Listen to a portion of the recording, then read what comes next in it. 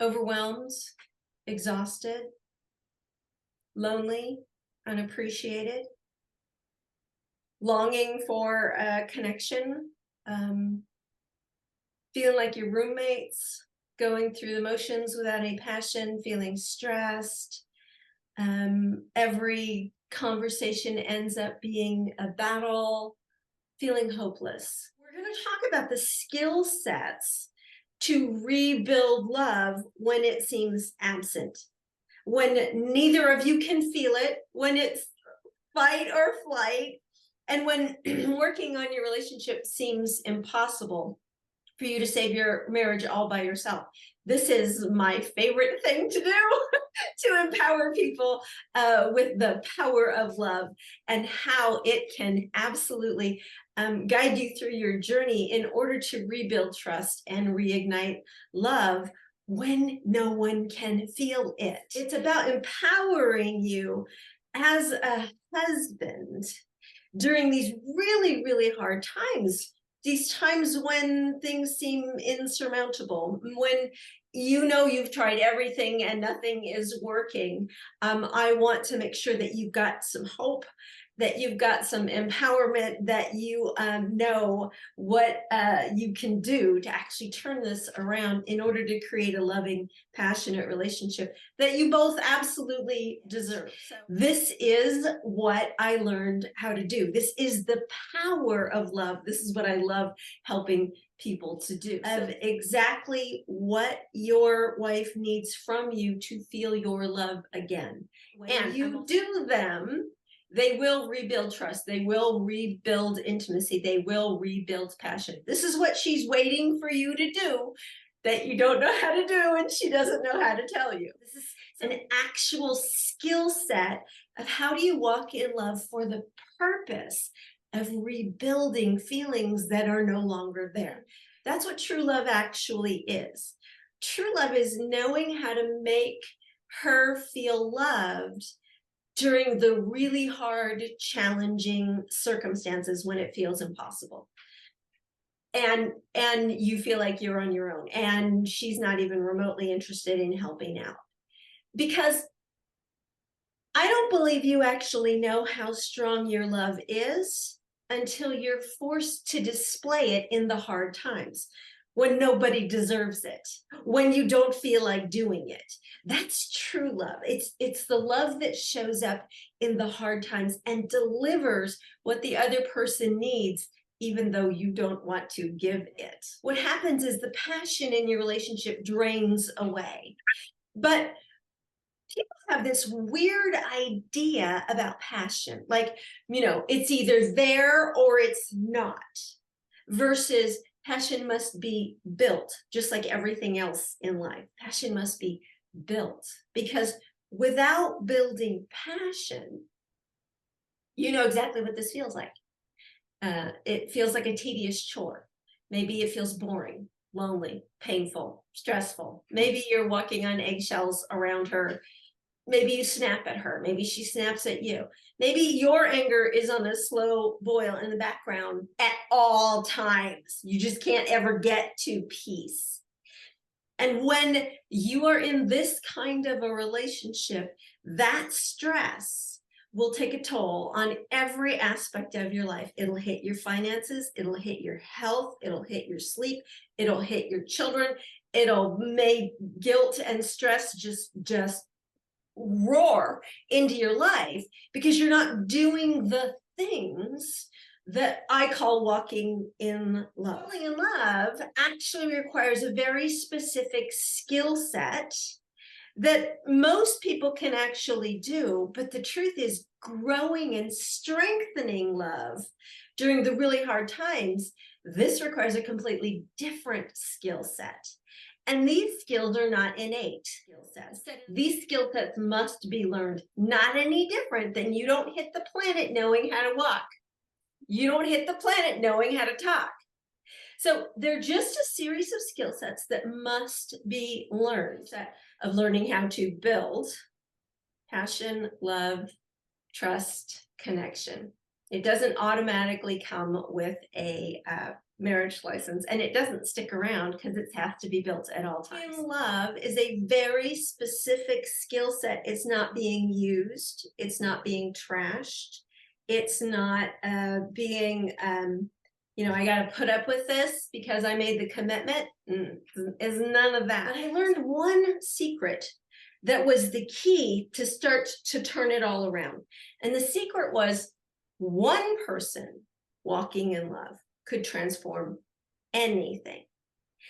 And the reason why it transformed everything was because when I learned the secret, what it meant to me was that, Jeannie, this is about you.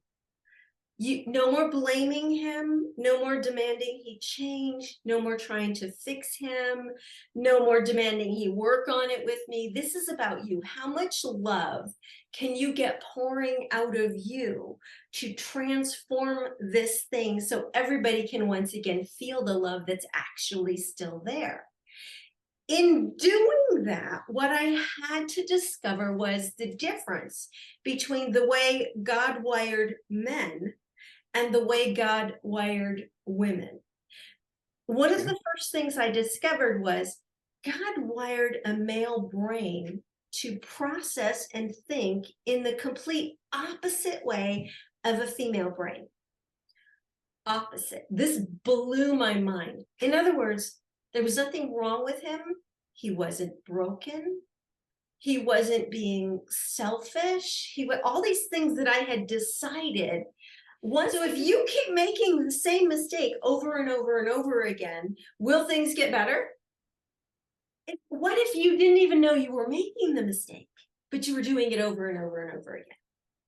This is why I get such different results, because first we're going to get rid of the mistakes. And she starts telling you, I've had enough. I want out. I'm done. You're the problem. These kinds of words, and they devastate you. And failure, you feel like a failure. You feel the panic. You feel like, oh my God, I'm about to lose everything. I don't even know what I'm doing wrong, and I don't know what to do. She doesn't love me anymore. She may even be saying that. And this hard, devastating place is where I find most men make mistake number one. And mistake number one, I call the surrender syndromes.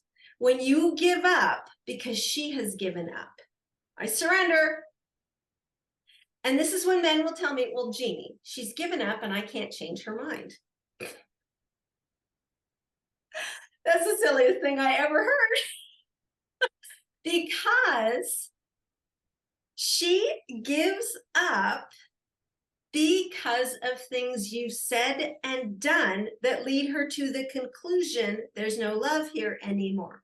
Said another way, things you've said and done proved that to her. So if you were to change things you say and do, you will prove something else to her. So for you to give up, when honestly the reason why she's feeling the way she's feeling are words and actions that you've either done or not done that she needed you to do. The worst thing you do is give up when she gives up. That's the worst thing you can do. Because when you give up because she's given up, it makes her think I was right to give up. See that? He's not involved either. I was right. So when she gives up, you need to shift your focus from reaction. I'm going to give up because she gave up, to intention. What does she need? What will resonate with her to show her that love is still here? Does this make sense to you? So when this happens, you must think about making her feel three things in particular. And I want you to write these down, okay? Because this is going to start to change everything. What she needs from you to feel loved by you is not silence, is not agreement, is not trying to go make a living while you leave her alone. She needs to feel understood, loved, and valued. Understood, loved, and valued. So when she's feeling these things, what she wants from you, instead of, raise the white flag, be quiet, walk away, go make a paycheck, because that's all you can do and be good at. You need the love to come roaring back. You need her to feel loved again. She needs to feel that you understand what she's going through. You don't have to agree with it. You just have to understand, babe, this is really rough on you. I understand how lonely you're feeling. I understand your frustration, and you feel like I'm not a part of you, but I haven't gone anywhere. I'm not going anywhere. Understand, loved. I love you. No matter what we go through, you are the woman that I want. I love you. And I value you. You are important to me. The fact that you're feeling these things is very important to me. I frankly don't have a clue how to fix it, but I'm not going anywhere. And if you tell me how to fix it, we can work on it together. Can you see? You have to understand, you don't have to agree with anything she's saying, feeling, or doing. It's not. Because if I could get you to make the distinction, these behaviors are love, and I'm not doing them, and that's why no one can feel it, then Okay. you become more powerful. I will walk in love whether I feel like it or not,